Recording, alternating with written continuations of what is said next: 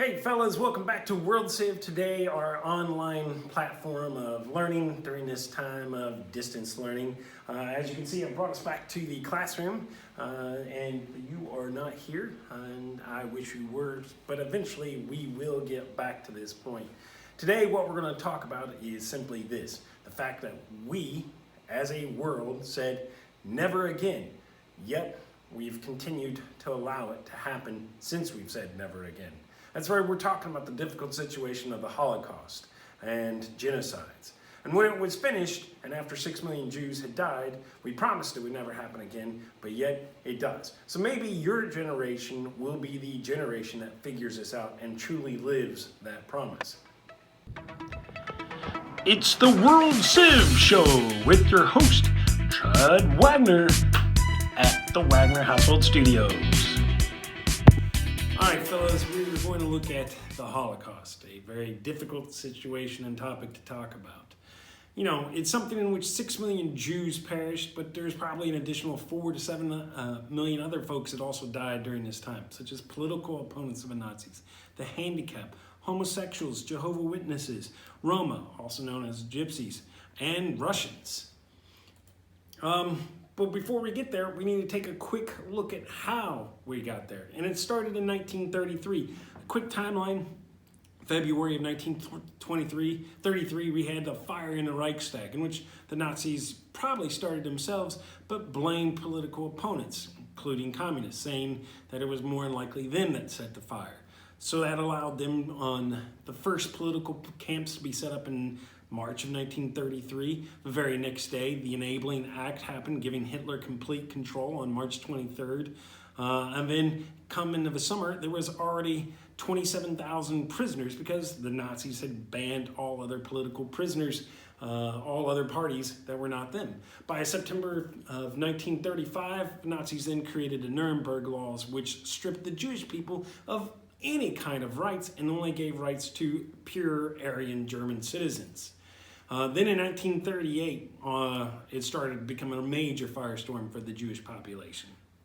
November 7th, 1938, a young guy close to your all's age, a Jewish fellow by the name of Herschel Greisenpan, assassinated the German diplomat in Paris. The Nazis used that as a springboard to launch attacks. 2 days after that attack, on November 9th, the Nazis created what was called Crystal Night, in which 1,000 synagogues, 7,500 Jewish stores were destroyed. There was 25,000 prisoners taken, 91 Jewish people were murdered. And then 3 days later, on November 12th, 1938, all Jewish stores were forcibly closed. And then 3 days later, all Jewish students were expelled from school. So it was a series of events, bam, bam, bam, happening real quick. Sounds somewhat familiar, maybe, what we might be experiencing right now a little bit. Our first camps were actually set, though, in the 1930s. 1933, when political opponents started going against the Nazis. The camps the first one was Dachau in 1933, in which you would start having communists placed in there, socialists were placed in there, journalists were placed in there. Anybody that spoke against the Nazi party was kept there for, quote, protective custody. What is protective custody? That's a great question. That's what they were asking. It was to keep them safe. Safe from who? It was actually keep them safe from the Nazis, but that was not the reason. It was, they were being told it was keep them safe from people that would want to do them harm. By the start of the war effort in 1939 from the Nazis, there had already been 27,000 murders in those camps. The first mass killings, though, were not done at those political camps. No, instead, it was over Operation T4. Operation T4 was the Nazis' mercy euthanasia of those that were mentally disabled. Someone like who had Down syndrome, for example, or emotionally suffering, somebody who suffered from depression or bipolar. These people were actually rounded up in the hospitals that were taking care of them. The Nazis went there with these vehicles that were buses that had no windows, dressed as doctors, escorted the patients into that bus, in which a hose was brought from the exhaust port into the holding area of the bus, and thus a mercy killing took place. By 1941, Germany records had already, put down that there was over 70,000 of these mercy killings on Operation T4. More than likely, though, they didn't record everything, and historians believe that it was closer to 250,000. German public outcry finally was like, hey, this isn't cool, we can't be doing that. But that's the first mass killings, and that was Operation T4. Others that were put into camps were Jehovah's Witnesses. They were sent differently. They were sent as voluntary prisoners, and over 12,000 of them were sent to camps, in which nearly 2,000 of them died. However, they could leave. They could have simply walked out. All they had to do was denounce their faith. They simply had to say it was okay for the German military to do what they were doing because Jehovah's Witnesses were pacifists. All they had to do was support the Nazi Party, which they took a stand of neutrality. They had to pledge an allegiance to Hitler instead of their faith, and they had to stop meeting and practicing. As soon as they agreed to that, they could leave. Not one of them did, which leads a question from me to you. Is this something you could have done? If somebody had arrested you for your own faith, do you think you could have stayed with your faith? Or if they said, you have to stay at this camp, but you can leave, soon as you denounce your faith, you could walk out. Would you turn your back on God so you could have that chance of living on earth then? Or would you hold steadfast to your faith? That would be a very tough decision, I'm sure. Not one Jehovah's Witness is reported of turning their back to their faith, and they all actually stayed there. Homosexuals were also included into this group. World War I created a huge decline in the birth rate because, well, there was a lot of casualties for the German population and a lot of military dead. So those men were not there to have and further on the German population. And if Nazi Germany is trying to create a superior Aryan race, they need men to have babies. And if you were a homosexual, it was considered you weren't going to be doing your part for the Aryan race. Also, the Germans falsely looked at homosexuality as a stereotype in which it would harm the masculine discipline that is needed for an Aryan race. And they viewed homosexuals as not masculine. Finally, the Germans believed that homosexuality was an infectious disease and that a man could transfer his homosexuality to a straight man. Over 100,000 homosexuals were arrested by the Nazis, and we don't know how many of them were murdered. They did not keep records of it. We don't know how many of them were sent to prisons, how many of them were sent to camps. We just know that there was around 100,000 of them arrested. There was also additionally thousands of homosexual men that were cured or corrected by being castrated. So that's one way that they were able to deal with homosexuals. Another group that was sent to the camps was the Roma, or Gypsies, as they're better known as. The Nazis saw them as political prisoners, as political criminals, because they were nomadic. So during the time of the Holocaust, over 200,000 Roma were killed. Here's what I'm going to ask you to do is this. Just take a break for a minute. We've covered several of the groups. We still have the Jewish population to go through. So just take a break, put this on pause, come back in a minute. Go out, get some air. If you can get some air, just take a break. I'll see you in a minute.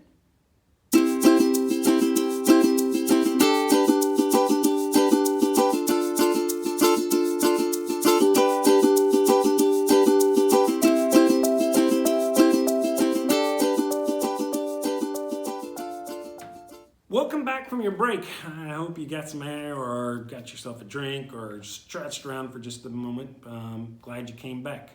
So let's look real quickly here at the Jewish population that's going to be used. Now, the Jewish population, though, we need to back up a little bit and understand that since medieval ages, Europe had already established the pattern of anti-Semitism or a hatred for the Jewish population. During the Black Death, it was popularly rumored, that the Jewish faith was actually poisoning wells to further spread the disease. I mean, in the 1500s, it was also another popular rumor that Jewish population was kidnapping Christian children, taking them, stabbing them, drinking these young Christian children's blood, and then murdering the child and disposing of the body. So there was a lot of animosity and hatred already for the Jewish faith well prior established before this. And again, one of the reasons why it was established, though, is because in those medieval times, there was a lot of Christian churches that were blaming the Jews for the murder of Christ. So when we get into the 1930s in Europe, as well as the rest of the world, anti-Semitism is a prevalent feeling worldwide. But in Nazi Germany in 1935, the Jewish population was forced at that point to start wearing yellow stars because they were stripped of their rights due to the Nuremberg laws. A number of Jews began to flee between 1933 and 1938. Matter of fact, over a third of the entire German population was able to escape, with a big chunk of those going to Latin American countries. Nazis realized we can make some money off of this, and so what they decided to do was to charge Jews a flight fee for leaving. But once the war broke out in September of 1939, all Jews were prohibited from leaving anymore because they could be going to assist the Allied effort in the war. In the United States, we could be heroes, though, right? I mean, it's something that we like looking at ourselves. We are a heroic nation. And President Roosevelt realized there are a lot of Jewish refugees in 1938, so he created what was called the Avian Conference. It was a response of what to do. The Avian Conference was 32 countries. Unfortunately, President Roosevelt did not show up to his own conference that he created, nor did he bring his Secretary of State. Instead, he just sent a close business friend of him to represent the United States. The goal was to find what to do with all of these Jewish refugees. The results? Well, the Dominican Republic said they'll take some refugees. The British, this is a bad British impression, I apologize, said they'll take a small few, but they would prefer to take some children. The Canadians, like take off, like we don't have like a really problem, but we'll take some Jewish farmers, Australians, or none, because we don't have a racial problem. And since we don't have a racial problem in Australia, we don't want to bring in more possibilities. Again, apologies for the bad accents there. And also, Australia already had a racial problem with their own natives of Australia. Venezuela said, no, we won't take any. The Netherlands and Denmark said, we'll take some, but we're not going to keep them. We'll just keep them for a little bit. The United States said, we'll take up to 40,000, but that's it. That's all we can take when there's all sorts of Jews wanting to flee Germany and Austria. All of the countries, though, said this, that they would look into the situation and to come back, and we'll discuss this further. Hitler, upon hearing of all of this, actually said, I can hope that the other world, which has such deep sympathy for these criminals, we on our part are ready to put these criminals at disposal of these countries. For all I care, even luxury ships. And Hitler said that at the end of the conference on July 17, 1938. And the rest of the world was like, whoa, no, Hitler, dude, let's not go bombastic here. We realize what you're doing is wrong, but we don't really want to have every single one of them. So again, the whole world was anti-Semitic at this time. But again, we can be heroes, except we aren't really heroic. The St. Louis is another example of this. The St. Louis was a chartered boat that had 930 Jewish refugees leaving Belgium to go to Cuba in May of 1939. In their route, the Cuban government found out that the director of immigration was doing this, and what he was doing was illegally selling visas for his own pocket. So all of those visas that the people on the St. Louis had bought were bought, unknowing to them, illegally. When the St. Louis arrives at the port of Havana, the Cuban government, now aware of the situation, refuses to allow the passengers to hop off the ship. And they're like, hey, we got these visas. Look, right here, we're accepted. And they're like, no, you're not accepted, and you cannot come into our country. Their boat was actually on the harbor. They could literally jump off the boat and be in Cuba, but they were refused. For a week, they tried to negotiate with the Cuban government, trying to get themselves to be able to stay because they knew what was back for them in Europe. They were refused.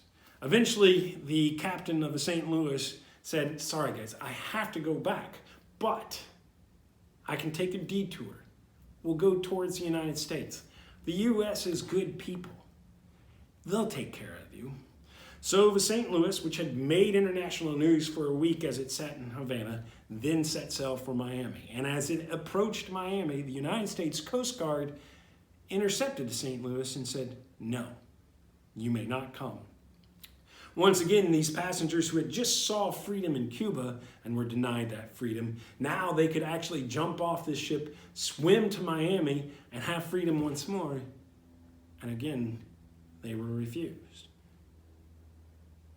They were sent back, and over a third, when they get back, will die in the Holocaust. Which leads us to a question now. So here's a question for you. There are thousands of Syrians, thousands of Somalians that are fleeing their war-torn countries as refugees. There are thousands of Latin Americans fleeing their homes because of gang violence and drug violence and for their own safety. Do we, in the United States, have a duty to protect those seeking asylum and are refugees? You know, we look back now and we see how our generations of 1938 and 1939 reacted back then. We find that we're quite disappointed in those generations. What will the next generation of people be like when they look back at us? Are they going to be thinking that we did the right thing? Or are we not doing the right thing? Will they be disappointed in how we treat those that are seeking asylum here in the United States? It's just something for you to think about. So the Nazis now decided they needed to contain the Jewish population, especially once the war effort took place. And they started forming ghettos first. And the good things about the ghettos for the Nazis was now they had contained the entire Jewish population in communities. From that, they were able to implement Hitler's final solution, the murder of all of the European Jews. And death camps were created.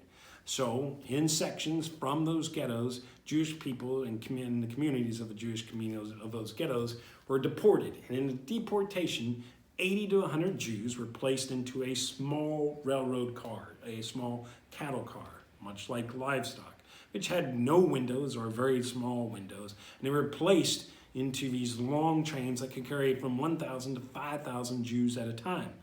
And those trains would take days, sometimes in the summer heat. A number of Jews who were already elderly and sick would die just in the travel. It's unsanitary conditions, there's no bathrooms, no place to sleep or anything, and that's sort of a deportation. When they arrived at the camp, prisoners immediately went through what was called selection. Selection is where, when you hopped off the train, a German doctor or a German soldier just simply told you to go to the right or to the left. And if you were selected, you were sent to the gas chambers unknowing to yourself. Who were sent? The sick, the elderly, women that were pregnant, children who looked under the age of 16. What you did, if you were selected in this large group, you walked to the gas chambers. Again, you didn't know you were going to the gas chambers. You walked into a room that looked like a changing room. You were told that you were finally going to get the chance to have a shower.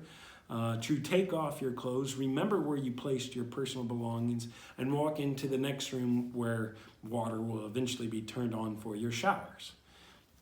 After everybody left that changing room into the shower room, that door was closed. Zyklon B gas was then inserted into that room, in which the prisoners lost the ability to have oxygen. Most died within a minute. Some could hold out for a little bit longer, but within 20 minutes, it was all done, and the doors were reopened, and those 1,000 people that would have been placed into that gas chamber were then one more thing for you to think about. There are a number of you guys, and I miss you guys, so let me state this again. I miss you guys. There are a number of you guys that are very baby-faced, and you look like you could still fit in your 8th grade classes. You don't look anywhere near 16. I'm not going to call out your names, but if you're honest with yourself, you know who you are. And if you look at yourself, which you have been selecting, a number of you, if I was the German officer seeing you come off a train, I would have selected you to go to selection just because you're so baby-faced. How many of you have grandparents and you're blessed to have grandparents still around? And they might be a little older. They will no longer be around you. If you were around on selection, they would have been selected. How many of you have a parent that is older or has a disability or is sick? They would not have survived selection. How many of you have a younger brother or a younger sister? Think about this one for a moment. You've already been separated from your parents. It is just you and your little sibling, and it's your job to protect them. You've been on a train holding their hand for several days. You hop off this train, and your little brother that looks up to you, or your little sister that looks up to you, you are their protector. You are the one that keeps them safe. It's going to be ripped from you. No longer able to hold their hands. And you're going to hear them scream and cry because they're afraid. And they're going to be given to some elderly lady that was on the train with you. And she's going to try to nurture them and try to give them a little bit of comfort. But you will never see your younger sibling again. Think about what that means to you. Think about your family and how would selection impact you and your family. Now I'll try to imagine what this was like for the millions of people that were going into this environment. Those that had lives at the camps, it was a very difficult time. Some were immediately put into medical experiments. Most everybody was placed into hard labor. There was very little food, no nutritional effort or value in the food that they were getting. The living conditions were extremely unsanitary. The prisoners were subject to violence from the Nazi guards. If you survived, which was a very difficult thing to do, it was a very depressing, hard condition to live in.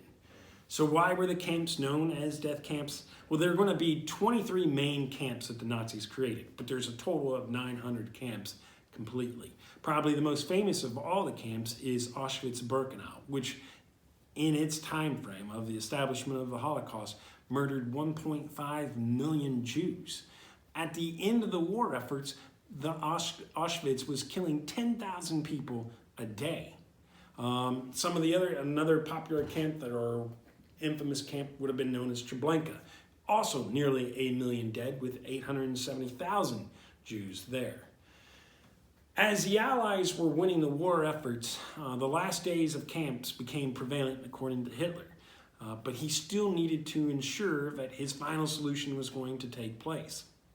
So instead of having Nazi soldiers on the front line fighting the war effort, he started removing troops, taking them to the death camps so those death camps could evacuate and come back closer to Germany in these forced marches, in which another 250,000 Jewish prisoners will die during these forced marches.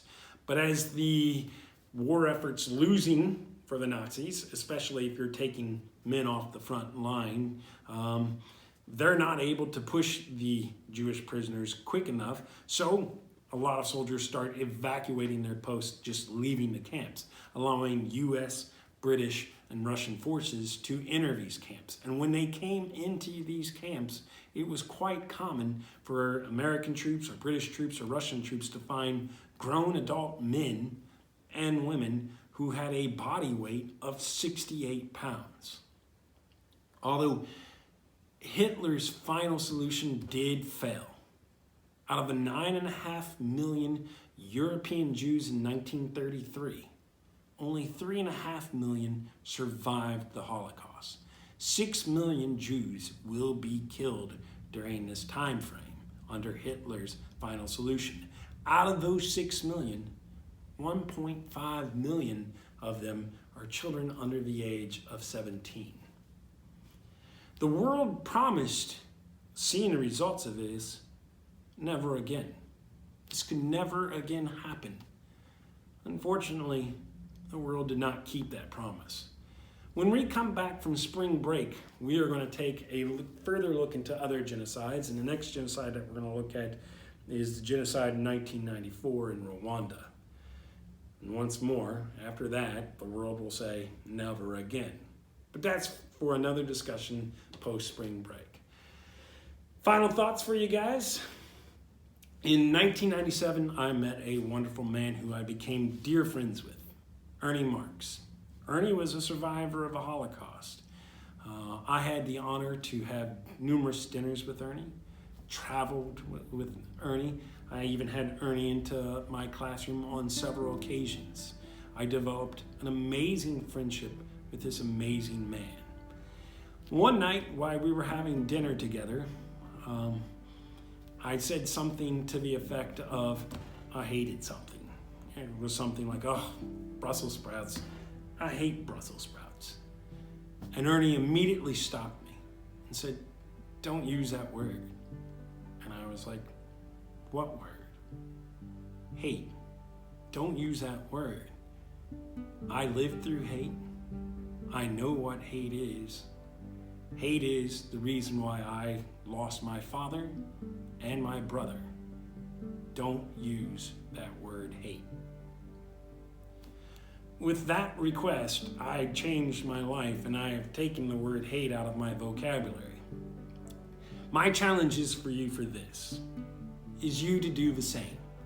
To take the word hate out of your vocabulary. I know it might be tempting to say, gosh, I hate this online learning, or I hate doing this stuff, or I hate Brussels sprouts, or I hate someone. Don't use that word, as my friend Ernie knows what living through hate is like. Instead, if you are going to use a 4-letter word that begins with the H, use this word, hope. And hopefully we can get through this. I have hope that we will be back in our classroom soon. I miss you guys. Remain awesome. Be nice. Stay safe. See you soon. And thanks for watching.